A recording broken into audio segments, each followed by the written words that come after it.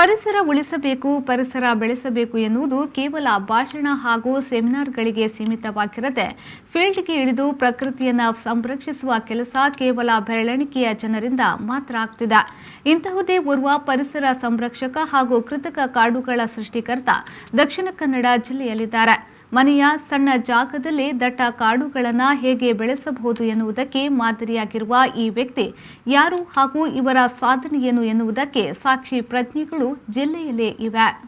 ದಕ್ಷಿಣ ಕನ್ನಡ ಜಿಲ್ಲೆಯ ಕಡಬ ತಾಲೂಕಿನ ಗೋಳಿತೊಟ್ಟು ಪರಿಸರದಲ್ಲಿ ಕತ್ತಲು ಆವರಿಸಿದ್ರೆ ಆ ಭಾಗದ ಜನ ಬೆಳಕಿಗಾಗಿ ಆಶ್ರಯಿಸುವುದು ದುರ್ಗಾ ಸಿಂಗ್ ಎನ್ನುವ ಮೆಸ್ಕಾಂ ಲೈನ್ಮ್ಯಾನ್ ಕೆಲಸದ ಜೊತೆಗೆ ಪರಿಸರ ಉಳಿಸುವ ಮಹತ್ ಕಾರ್ಯವನ್ನ ಕಳೆದ ಕೆಲವು ವರ್ಷಗಳಿಂದ ಮಾಡಿಕೊಂಡು ಬರ್ತಿದ್ದಾರೆ ದುರ್ಗಾ ಸಿಂಗ್ ಅವರು. ಕಾಡಿನಂಚಿನಲ್ಲಿರುವ ಪ್ರದೇಶದಲ್ಲಿ ಲೈನ್ಮ್ಯಾನ್ ಕರ್ತವ್ಯ ನಿರ್ವಹಿಸುತ್ತಿರುವ ದುರ್ಗಾ ಸಿಂಗ್ ಈ ಭಾಗದಲ್ಲಿ ವಿದ್ಯುತ್ ತಂತಿಗಳಿಗೆ ತೊಂದರೆಯಾಗುವ ಮರಗಳನ್ನು ಹಾಗೂ ಕೊಂಬೆಗಳನ್ನು ಕಡಿಯುತ್ತಿರುವ ಸಂದರ್ಭದಲ್ಲಿ ಇದೇ ರೀತಿ ಮರಗಳನ್ನು ಕಡಿದಲ್ಲಿ ಮುಂದೆ ಮರಗಳಿಲ್ಲದೆ ಪರಿಸರಕ್ಕೆ ಹಾನಿಯಾಗಲಿದೆ ಎನ್ನುವುದನ್ನು ಮನಗಂಡಿದ್ರು. ಈ ಕಾರಣಕ್ಕಾಗಿ ಪರಿಸರವನ್ನ ಉಸಿರಾಗಿ ಉಳಿಸಬೇಕು ಎನ್ನುವ ನಿಟ್ಟಿನಲ್ಲಿ ಕಾರ್ಯಪ್ರವೃತ್ತರಾಗಿರುವ ದುರ್ಗಾ ಸಿಂಗ್ ಕೃತಕ ಕಾಡುಗಳನ್ನು ಬೆಳೆಸುವ ಯೋಜನೆಗೆ ಮುಂದಾಗಿದ್ರು. ಜಪಾನ್ ವಿಜ್ಞಾನಿ ಮಿಯಾವಾಕಿಯವರ ಕಡಿಮೆ ಜಾಗದಲ್ಲಿ ದಟ್ಟ ಕಾಡು ಬೆಳೆಸುವುದು ಹೇಗೆ ಎನ್ನುವ ವಿಧಾನವನ್ನ ಅನುಸರಿಸಿ ಕಾಡು ಬೆಳೆಸಲು ಮುಂದಾಗಿದ್ರು. ಈ ಪ್ರಯೋಗವನ್ನ ತನ್ನ ಮನೆಯಿಂದಲೇ ಆರಂಭಿಸಿದ ಇವರು ಕೇವಲ 1,000 ಚದರ ಅಡಿಯ ಜಾಗದಲ್ಲಿ 400ಕ್ಕೂ ಮಿಕ್ಕಿದ ಗಿಡಗಳನ್ನು ನೆಟ್ಟಿದ್ದಾರೆ. ಕೇವಲ 1 ವರ್ಷದಲ್ಲೇ ಆಳೆತ್ತರಕ್ಕೆ ಏರಿರುವ ಈ ಗಿಡಗಳನ್ನು ಇನ್ನು 2 ವರ್ಷಗಳಲ್ಲಿ ಬೆಳೆದು ದಟ್ಟ ಕಾಡಾಗುವ ಹಂತದಲ್ಲಿದೆ.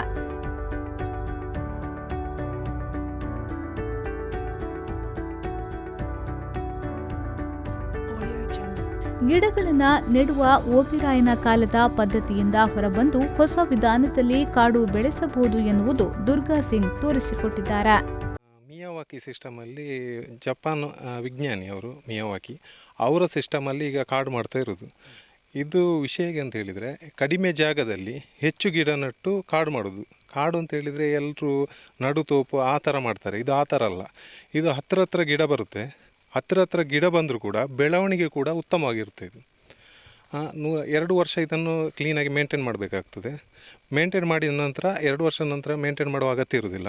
2 ವರ್ಷ ಮೇಂಟೈನ್ ಯಾಕೆ ಮಾಡಬೇಕು ಅಂತ ಹೇಳಿದರೆ ಗಿಡಗಳು ಕ್ಲೀನಾಗಿ ಚಿಗುರಬೇಕು. ಅದು ಅಂದರೆ ಗಿಡಗಳು ಕೆಲವೊಮ್ಮೆ ಅದಕ್ಕೆ ಪೋಷಕಾಂಶ ಕಮ್ಮಿ ಆಗ್ಬೋದು, ಕೆಲವೊಂದು ಸಲ ಅದಕ್ಕೆ ನೀರು ಕಮ್ಮಿ ಆಗ್ಬೋದು. ಅದನ್ನೆಲ್ಲ ಜಾಗ್ರತೆಯಲ್ಲಿ ನಾವು ನೋಡಿಕೊಳ್ಬೇಕಾಗ್ತದೆ. ಇದು ನಮ್ಮ ಮೇಲೆ ಜವಾಬ್ದಾರಿ ಇರ್ತದೆ. 2 ವರ್ಷ ಮೇಂಟೈನ್ ಮಾಡೋದು ಇದರಲ್ಲಿ ಮುಖ್ಯ. ನಂತರ ಅದೇ ಬೆಳವಣಿಗೆ ಆಗ್ತಾ ಹೋಗ್ತದೆ. ಅದಕ್ಕೆ ಗೊಬ್ಬರ ಆಗಲಿ ನೀರಾಗಲಿ ಕೊಡುವ ಅಗತ್ಯ ಇರುವುದಿಲ್ಲ. ಹೀಗಾಗಿ ಈ ಟೆಕ್ನಾಲಜಿ ತುಂಬ ಸುಲಭ ಆಗಿದೆ. ಇದರಿಂದ ನಾವು ಇಂಥ ಕಾಡುಗಳನ್ನು ಸುಲಭದಲ್ಲಿ ನಿರ್ಮಾಣ ಮಾಡ್ಬೋದು ಮತ್ತು ನಿರ್ವಹಣೆ ಕೂಡ ಕಡಿಮೆ ಇದರಲ್ಲಿ. ದುರ್ಗಾ ಸಿಂಗ್ರ ಪರಿಸರ ಸಂರಕ್ಷಣೆಯ ಸೈಲೆಂಟ್ ವರ್ಕಿಗೆ ಇದೀಗ ಸಾರ್ವಜನಿಕರು ಕೈ ಜೋಡಿಸಲಾರಂಭಿಸಿದ್ದಾರೆ. ತಮ್ಮ ಗ್ರಾಮದಲ್ಲಿರುವ ಶಾಲೆಗಳಲ್ಲಿ ಹೆಚ್ಚುವರಿಯಾಗಿ ಜಾಗದಲ್ಲಿ ಕಾಡು ಬೆಳೆಸಲು ಜನ ಆಸಕ್ತರಾಗಿದ್ದಾರೆ. ಅಲ್ಲದೆ ಪ್ರತಿ ಮನೆಗಳಲ್ಲೂ ಒಂದು ಪುಟ್ಟ ಕಾಡು ಮಾಡಬೇಕೆನ್ನುವ ಪ್ರಯತ್ನಕ್ಕೂ ಕೈ ಹಾಕಿದ್ದಾರೆ. 12 ವರ್ಷಗಳ ಹಿಂದೆ ದಟ್ಟ ಕಾಡುಗಳಂತಿದ್ದ ಪ್ರದೇಶ ಇದೀಗ ಅಭಿವೃದ್ಧಿಯ ಕಾರಣಕ್ಕಾಗಿ ಬೋರು ಗುಡ್ಡೆಗಳಾಗುತ್ತಿವೆ. ಬೇಸಿಗೆಯಲ್ಲಿ ಅತ್ಯಂತ ತಂಪಾಗಿದ್ದ ಪ್ರದೇಶ ಇದೀಗ ಉರಿ ಬಿಸಿಲಿನಲ್ಲಿ ನಿಲ್ಲದಾರದಂತಹ ಸ್ಥಿತಿಯಲ್ಲಿದೆ. ಈ ಕಾರಣಕ್ಕಾಗಿ ದುರ್ಗಾ ಸಿಂಗ್ ಅವರ ಮಾರ್ಗದರ್ಶನದಲ್ಲಿ ಪ್ರತಿ ಮನೆಯಲ್ಲೇ ಕಾಡು ಬೆಳೆಸಲು ಯೋಜನೆ ಹಾಕಿಕೊಂಡಿದ್ದೇವೆ ಎನ್ನುತ್ತಾರೆ ಕಡಬದ ಅಲಂತಾಯ ನಿವಾಸಿ ವೇದಕುಮಾರ್ ಅವರು. 12 ವರ್ಷಕ್ಕಿಂತ ಮುಂಚೆ ಈ ಊರೆಲ್ಲ ಕಾಡಾಗಿತ್ತು. ಈಗ ನಾವು ಅಭಿವೃದ್ಧಿ ಅಂತ ಹೇಳಿ ಅದನ್ನೆಲ್ಲ ಕಡಿದು ಈಗ ಈ ಪರಿಸರದಲ್ಲಿ ಕಾಡು ಸ್ವಲ್ಪ ಕಡಿಮೆ ಆಗಿದೆ. ಈಗ ಮಳೆ ಬೆಳೆ ಎಲ್ಲ ಬರುವಂಥದ್ದು ವ್ಯತ್ಯಾಸ ಆಗ್ತಾ ಬರ್ತದೆ. ಮತ್ತು ಬೇಸಿಗೆ ಕಾಲದಲ್ಲಿ ಆಲಂತಾಯ ಗ್ರಾಮದಲ್ಲಿ ತಂಪಿರ್ತಿತ್ತು. ಈಗ ಸೆಕೆಯಲ್ಲಿ ಕೂತ್ಕೊಳ್ಳಿಕ್ಕೆ ಆಗೋದಿಲ್ಲ. ಹಾಗೆ ನಾವು ನಮ್ಮ ಉದ್ದೇಶ ಅಂದರೆ ನಮ್ಮ ದುರ್ಗಾ ಸಿಂಗ್ ಇವರ ಒಂದು ನೇತೃತ್ವದಲ್ಲಿ ಪ್ರತಿ ಮನೆಗೊಂದು ಇಂಥ ಕಾಡನ್ನು ಮಾಡಬೇಕು ಅಂತೇಳಿ ಉದ್ದೇಶ ಇಟ್ಟುಕೊಂಡು ಈಗ ಒಂದು 3-4 ದಿವಸದಿಂದ ಇಲ್ಲಿ ಆಲಂತಾಯ ಶಾಲೆ ಹತ್ತಿರ ಒಂದು ಮಾದರಿ ಕಾಡು ಮಾಡಿ ಅದನ್ನು ಮನೆಗೆ ಇಂಥ ಕಾಡು ಮಾಡುವಂಥ ಒಂದು ಉದ್ದೇಶವನ್ನು ಇಟ್ಟುಕೊಂಡು ನಾವು ಇಳಿದಿದ್ದೇವೆ. ತನ್ನ ಬಿಡುವಿಲ್ಲದ ಕರ್ತವ್ಯದ ನಡುವೆಯೇ ದುರ್ಗಾ ಸಿಂಗ್ ಪರಿಸರದ ಉಳಿವಿಗಾಗಿ ದುಡಿಯುತ್ತಿರುವುದು ನಿಜಕ್ಕೂ ಶ್ಲಾಘನೀಯ ಕೆಲಸ.